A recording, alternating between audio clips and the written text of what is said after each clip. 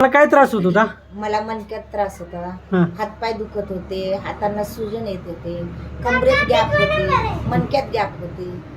ते इथून आल्यापासून मला खूपच खूप बरं वाटतं. म्हणजे हे कधीपासून तुम्हाला त्रास होत होता? मला 2017 पासून त्रास होता. होय. म्हणजे काय त्रास व्हायचा असं काय करताना मानत वगैरे तुम्ही? चक्कर यायची मला, हा. हातापायामध्ये मुंग्या यायच्या, एक हात एक पाय तर मुंग्या नुसत्या झणझणी व्हायची. मला असं वाटतं की पॅरलेस होतं का काय होते. मला हा. भीती वाटायची हा. मला. पण इथं आल्यापासून मला म्हणजे इथं आपली मसाजची आता ट्रीटमेंट काहीतरी किती असेल म्हणजे अंदाजे? मला पहिल्या दुसऱ्या वेळेसच मला आराम पडला. हा. पहिली झाली आणि दुसरी वेळेस आले तेव्हाच मी खटाखट झाले. मग ह्याच्या आधी ट्रीटमेंट तुम्ही कुठे कुठे केलं होतं का? खूप दवाखाने केले, हा. गोळ्या औषधं खूप खाल्ली, खूपच पुण्यामध्ये. मग तुम्ही आला कुठून?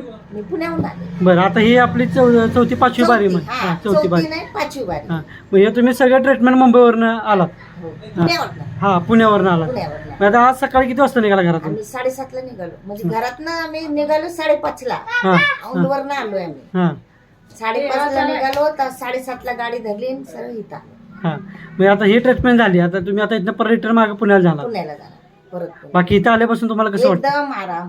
बरोबर. मला तर झालं बरोबर, पण माझ्या चुलत सासूला पण मी ओढत घेऊन आले. त्यांना पण ते घेऊन. नव्हते येत तरी मी म्हणलं चला माझी जबाबदारी, हा. माझ्या जबाबदारी पण तुम्हाला घेऊन चालेल, काही होणार नाही, सगळं चांगलं होईल.